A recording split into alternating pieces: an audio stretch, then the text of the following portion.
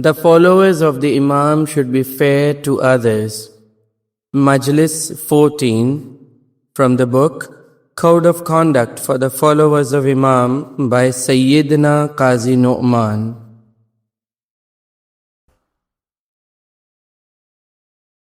As far as oppression is concerned, God has guaranteed His help to the oppressed. He who exposes himself to the wrath of God will be severely punished here and hereafter. The Holy Quran says, God will help him who is oppressed by others. Let us take a serious notice of this threat of God. Let us not treat it lightly.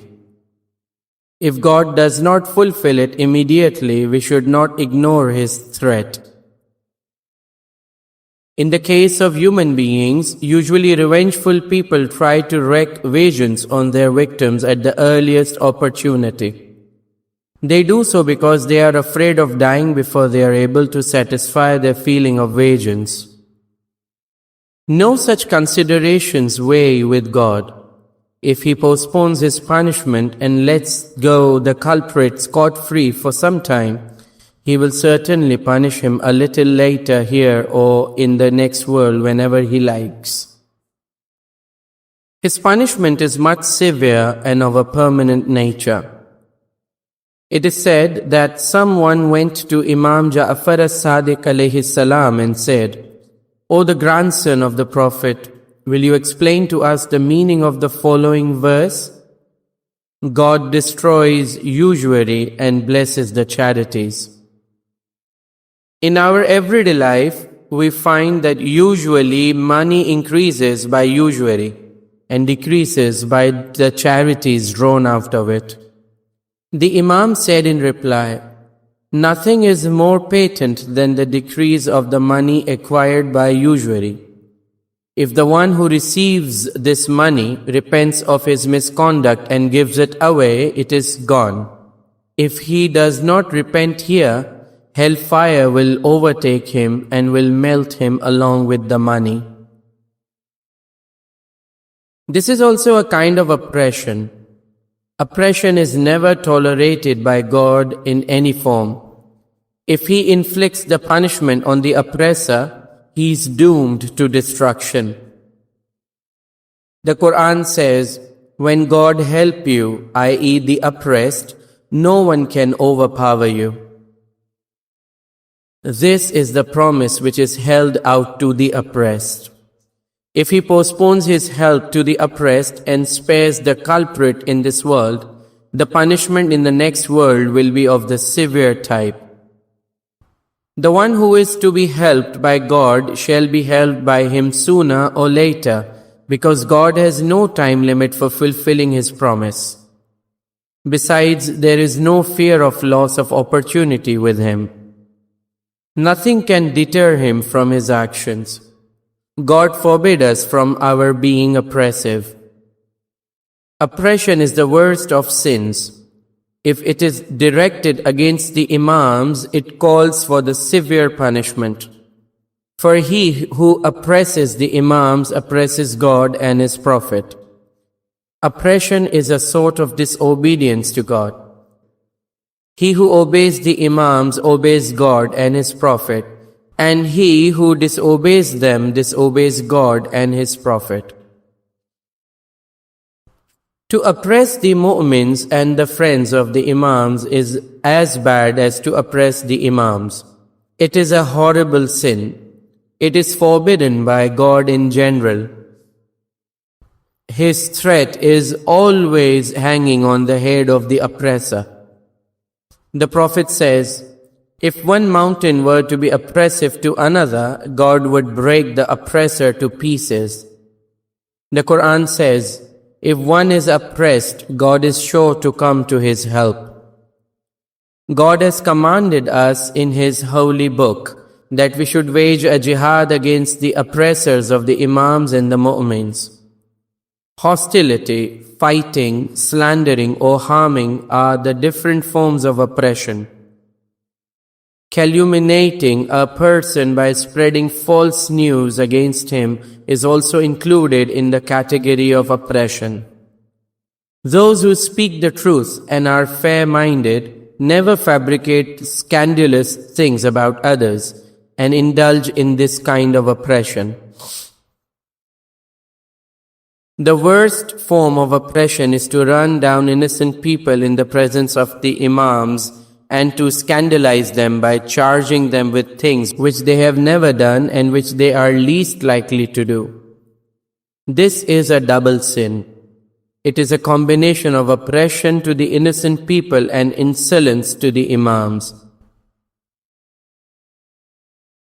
Jealousy is another vice which is condemned in general. Mu'mins are forbidden by God from being jealous of one another. To be jealous of the Imams is an unimaginable form, another form of monstrosity. The Holy Quran says, "Are the people envious of what God has conferred upon them as favor? We have favored Ibrahim with our book and wisdom, and we have given them a large kingdom." Imam Ja'far bin Muhammad alayhi salam says, "We are the persons who are referred to in these verses as those who are envied by others. They envy us because of the imamat which God has conferred on us. It is a great kingdom which is referred to in the above verse. Envy, says the Imam, is the root of all sins. It was the first sin that was committed in heavens and on earth. It was the first sin that was committed by man and the jinni. Satan envied Adam, and envy was the cause of his disobedience.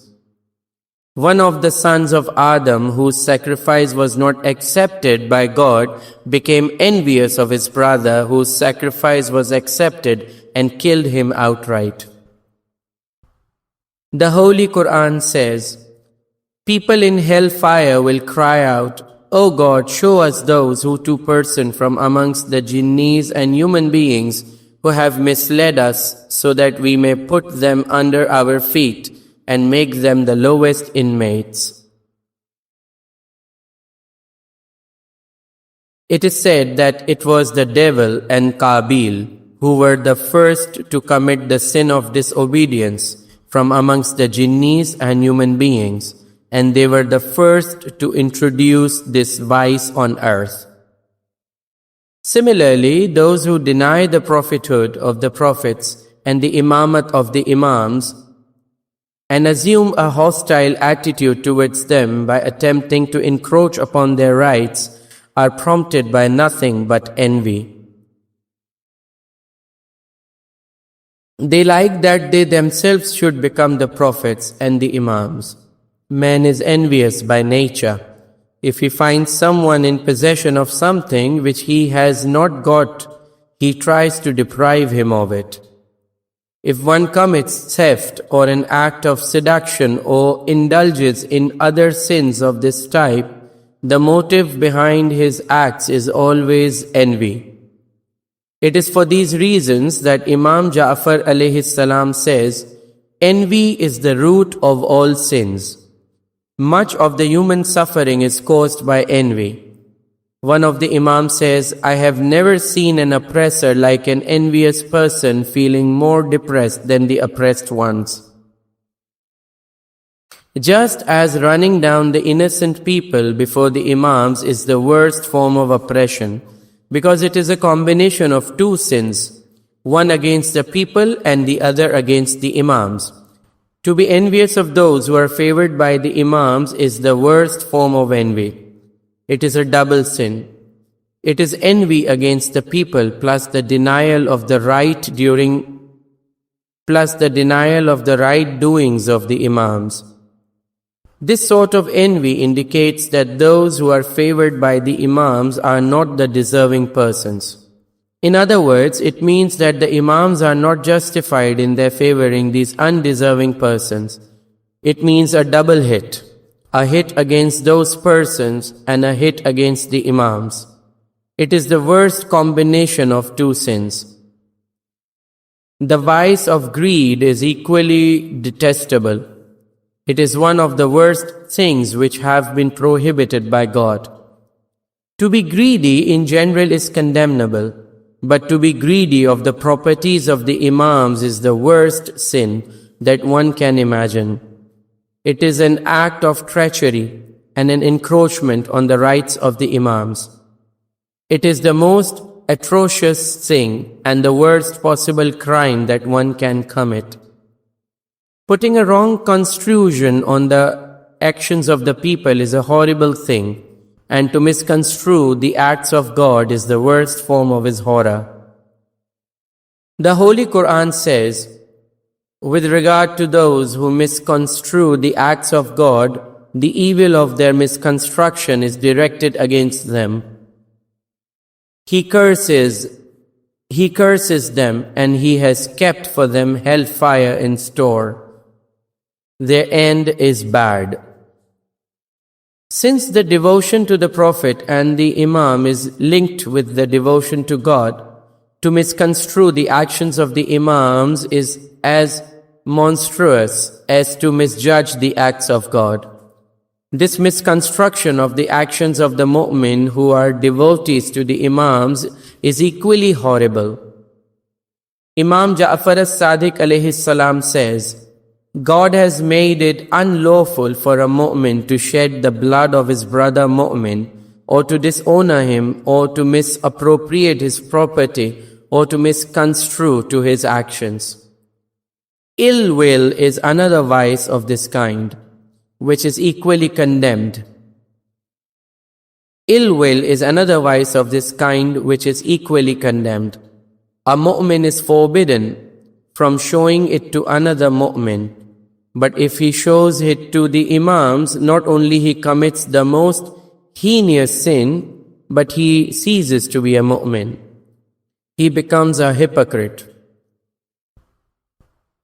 O the devotees of God, keep aloof from these dreadful things.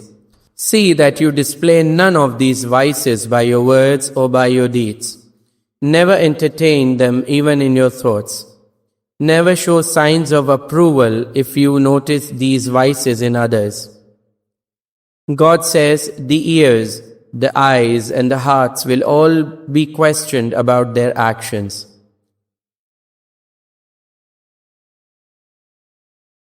Be sincere in your dealings with God, His Prophet, and the Imams. Be fair and square in your dealings with them and with the mu'mins. Keep a strict watch over yourselves. The perfection of faith, decency of behavior, and straightforwardness depends on the extent to which you watch your own conduct.